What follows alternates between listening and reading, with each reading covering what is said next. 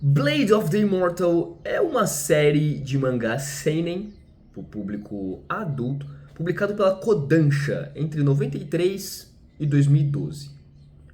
Mas o Hiroaki Samura quis fazer mais do que um mangá brutal de samurai. Para mim, ele coloca muito de Nietzsche e o niilismo nessa obra. Bora lá pensar nisso?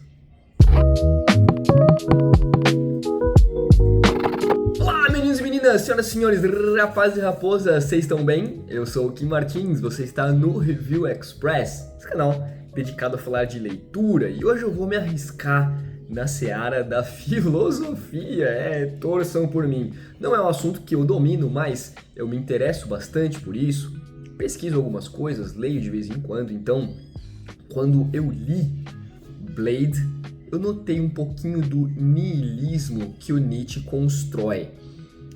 Vamos organizar a bagaça aqui. Eu vou falar primeiro da obra, dar uma sinopse básica, se você nunca ouviu falar de Blade. Vou entrar alguns spoilers. Depois vamos falar sobre o niilismo, o que é esse campo filosófico que o Nietzsche desenvolveu. E depois vamos fazer a relação entre os dois. Beleza? Como eu disse na intro do vídeo, esse mangá ele foi publicado lá no Japão, pela editora Kodansha, entre meados de 93 até dezembro de 2012, ou seja, ele tem um range bem grande, né? Eu comecei a ler Blade quando a editora Conrad publicava aqui no Brasil, em meio tanco, né? Voluminhos de 100 páginas, e foi até o volume 37, se não me engano. Eu li tudo aquilo, a publicação foi interrompida, foi descontinuada, e eu só pude concluir a leitura anos depois com essa versão 2 em 1 que a JBC lançou. Esses volumões aqui de pouco mais de 400 páginas, fechados em 15 volumes. Eu tenho aqui a edição 1 e separei também a edição 15 para mostrar para vocês, que encerra. Essa aqui, inclusive, ela é mais grossa, né? Deve ter beirando aqui as 500 páginas. Não tem aqui na paginação, mas como ele é o último volume, ela deu uma estendida. Bom, a premissa desse mangá é direta e é brutal. Nós temos o Manji, que é esse cara aqui da capa. Ele é um Ronin, ou seja, um samurai andarilho, que ele é amaldiçoado com a imortalidade. Perceba que eu falei amaldiçoado e não abençoado. Ele é amaldiçoado pela imortalidade graças a alguns vermes sagrados, que aqui são chamados de Kesenchu, e ele jura matar 1000 homens maus, 1000 homens perversos para recuperar sua mortalidade. Até que ele encontra uma personagem chamada Rin Asano, que é essa moça aqui. Ela busca vingança contra uma escola de esgrima chamada Ito Ryu. E aí vai dar início a uma jornada que mistura ação, mistura ética e também mistura muita tragédia. Deixa eu ampliar um pouquinho essa sinopse e sem medo de spoilers, tá? No Japão, nós tínhamos nessa época aqui muitas escolas, muitos dojos, muitas linhagens de esgrima, né? E a Ito Ryu, obviamente ela é fictícia, mas ela tinha essa premissa de quebrar todos os paradigmas. Eles não queriam ter um estilo bem definido. O lance era vencer independente de como, desde que fosse uma batalha 1 contra 1. E então eles percorriam as cidades dizimando os outros dojos, né? Eles desafiavam os dojos de escolas de estilos diferentes, aniquilavam com esses caras a fim de tornar-se uma única escola, a mais forte de todas. A família da Rin era dona de um desses dojos, e ela foi dizimada pelos membros da Ito Ryu, liderados por Anotsu Kagehisa, um personagem brilhante. E então ela decide se vingar. Para isso, ela contrata o Manji, o nosso samurai imortal, que consegue ver na Rin alguns ecos da sua irmã, e ele aceita acompanhá-la por interesse próprio e progressivamente pelo afeto, porque de fato ela lembra muito uma irmã que ele havia perdido.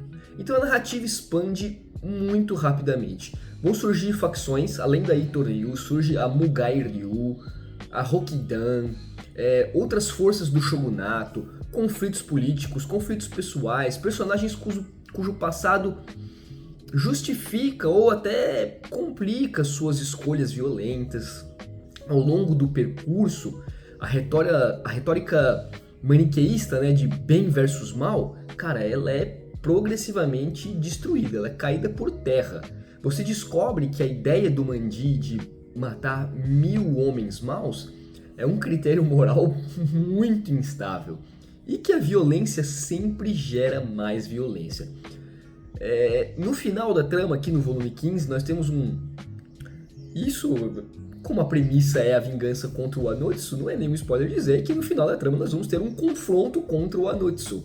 E as consequências para os protagonistas recebem um fechamento muito tenso e muito ambíguo. Então nós temos alguns temas centrais na leitura de Blade, né? Nós temos o ciclo da vingança, porque o Hiroaki Samura ele desconstrói essa atração romântica de vingança, né? O mangá vai mostrando os efeitos colaterais disso, né? Que as vítimas viram desgraçados, a justiça retroalimenta a violência, até um ponto em que a vitória física não traz essa paz emocional que era esperada. Nós temos aqui também uma moralidade muito relativizada, porque o mal e o bem, elas passam a ser meio instáveis nesse universo aqui de Blade, tá?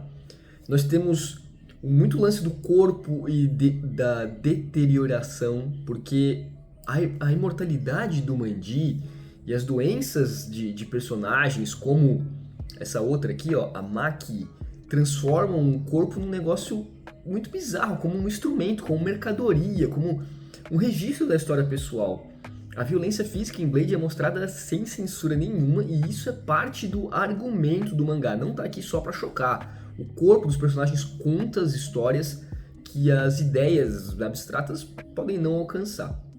Mas agora vamos dar uma pausa para falar do mangá, porque eu quero fazer a ponte com o Nietzsche. Se você caiu de paraquedas aqui, sabe que o Nietzsche foi um filósofo alemão que gostava de cutucar a forma como que as pessoas pensavam sobre moral, sobre religião, sobre valores. Ele não escrevia de uma forma bonitinha, de uma forma acadêmica certinha, mas ele fazia frases fortes, frases poéticas, provocativas. Ele é famoso, né? Muito famoso por uma frase: Deus está morto. Não significa que ele acreditava literalmente na morte de Deus, mas sim que a religião e os valores tradicionais estavam perdendo força na sociedade moderna. E então, ele cunha uma parada chamada niilismo. Niilismo vem do nada. É a ideia de que não tem um valor, um sentido, né? um sentido absoluto na vida. Ou seja, se não tem um grande propósito dado por Deus, pela natureza, pela tradição, então tudo parece meio sem fundamento. E o Nietzsche via isso como um grande problema do seu tempo. Quando as velhas crenças caem por terra, fica um vazio. E as pessoas podem se sentir perdidas, sem saber no que acreditar. Só para deixar bem claro aqui, eu não concordo em nada com o Nietzsche, tá? Eu só tô colocando os pontos dele aqui. Então, só para resumir, o niilismo é a sensação de que nada tem sentido. É aquela tristeza, é uma depressão gigantesca. Tá, agora que nós já estabelecemos o que é Blade e o que é niilismo, eu quero fazer a interseção disso tudo e vai ser para mim um grande ponto de desafio aqui, porque não é fácil fazer essa comparação. Bom, vamos tentar fazer essa leitura comparativa. O ponto de partida aqui, o niilismo e o vazio existencial. O Nietzsche, ele desenvolveu um termo chamado Übermensch. Não sei se eu estou pronunciando, que eu não falo alemão. Mas isso quer dizer que é um super-homem. É um conceito que ele cunhou que descreve um ser humano que foi além das limitações da condição humana. Nosso Manji, sendo imortal, ele foi além das limitações da condição humana. Ele supera os valores morais tradicionais, ele supera a influência da religião, e esse ideal de humanidade se caracteriza pela autossuperação. O ser, ele cria os seus próprios valores. Ele cria uma afirmação plena da vida, tá? Sem se submeter à sociedade, ao conformismo social. Bem, fique com isso em mente, sobre esse Übermensch. Esse conceito surge após o que ele cunha de morte de Deus, isso é, o colapso dos valores absolutos. Esse super-homem, ele é uma figura que não sucumbe ao niilismo, mas ele atravessa e cria novos valores. O Manji, ele começa preso ao niilismo passivo. Ele é imortal, ele não tem nenhum sentido para viver, ele vaga como um para na sociedade, e essa promessa dele de matar 1000 homens maus é tipo um automatismo, sabe? Ele não é uma convicção, ele está fazendo só para preencher o vazio com números.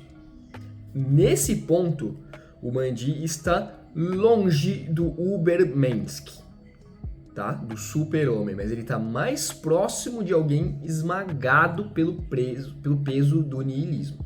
O Übermensch do Nietzsche é um criador de valores. Ele rompe com as morais herdadas, seja morais cristãs, tradicionais, ou até de samurai, como no nosso caso, e ele afirma sua própria ética. O Manji, ao longo da história, ele passa a agir não por penitência ou por obrigação, mas por uma ética própria. Ele está centrado em proteger a Rin, que contratou para ser o guarda-costas, e ele está ali tentando enfrentar o caos do mundo. Ele rejeita tanto o Bushido quanto a moral vingativa pura e simples. A moral dele é prática, ela é construída na ação, não nos códigos herdados. E aqui ele se aproxima desse super-homem que o Nietzsche escreve. Ele não vive segundo dogmas, mas segundo o seu próprio código pessoal. Para Nietzsche, o Übermensch não é um ser forte no sentido apenas físico, mas ele é aquele que ele afirma a verdade, ele afirma a vida com muita intensidade. Ele transforma o sofrimento em força. E aqui no mangá, a imortalidade do Manji poderia ser um fardo de apatia, mas ele transforma essa maldição em ferramenta para agir no mundo. Apesar das dores, das muitas mutilações, das cicatrizes, ele insiste em afirmar a sua existência. Nós vamos ter um arco aqui que o Manji ele é preso e fazem muitos experimentos com ele, tentando replicar a sua imortalidade em outras pessoas. E nessa parte aqui nós vamos ver que não só sobrevivência, mas uma reafirmação de que sua vida ainda pode ter propósito. E nesse sentido, o Manji ele encarna a vontade de potência, ainda que de forma um pouco imperfeita. Blade também é sobre um ciclo, o eterno retorno e a repetição da violência. Nietzsche diria que, na figura do Superman, né, do Übermensch, ele diria que sim a esse eterno retorno, aceitando viver sua vida infinitas vezes, mesmo com o sofrimento. E o Manji, ele está preso nessa repetição cíclica de violência e morte, uma atrás da outra. É uma espécie de um eterno retorno com muito sangue. Diferente do ideal nietzschiano, ele não afirma plenamente, ele luta contra a repetição, ele busca saídas, mas ele não aceita isso com felicidade, com júbilo, né? O ciclo da vingança que envolve a Rin, os vilões e ele próprio revela muito essa tensão. Aceitar a vida tal como ela é ou tentar escapar dessa repetição? E aqui o nosso protagonista ele se afasta de Nietzsche, ele ainda resiste ao eterno retorno em vez de afirmá-lo. Agora vamos entrar no campo da superação da condição humana. O Übermensch ele é uma superação do homem como conhecemos. Né? Ele é uma nova etapa de humanidade, ela é criadora, ela é afirmativa, ela é livre. E o Manji, apesar da sua imortalidade colocar ele num patamar além humano em termos físicos, espiritualmente ele ainda luta com dilemas humanos muito básicos, né? Como culpa, como penitência, como busca de redenção. A sua grandeza está mais na sua humanidade persistente do que numa superação plena dela. O Manji ele é quase Übermensch. Ele não atinge o ideal nietzschiano, mas ele caminha em direção a ele. Para nós concluirmos aqui, o Manji ele não é Ubermensch, mas ele é um anti-herói em trânsito. Ele começa com um exemplo do niilismo passivo, né? Aquele vazio e sem propósito. Ele avança para um niilismo ativo ao rejeitar códigos herdados, ao forjar sua própria ética.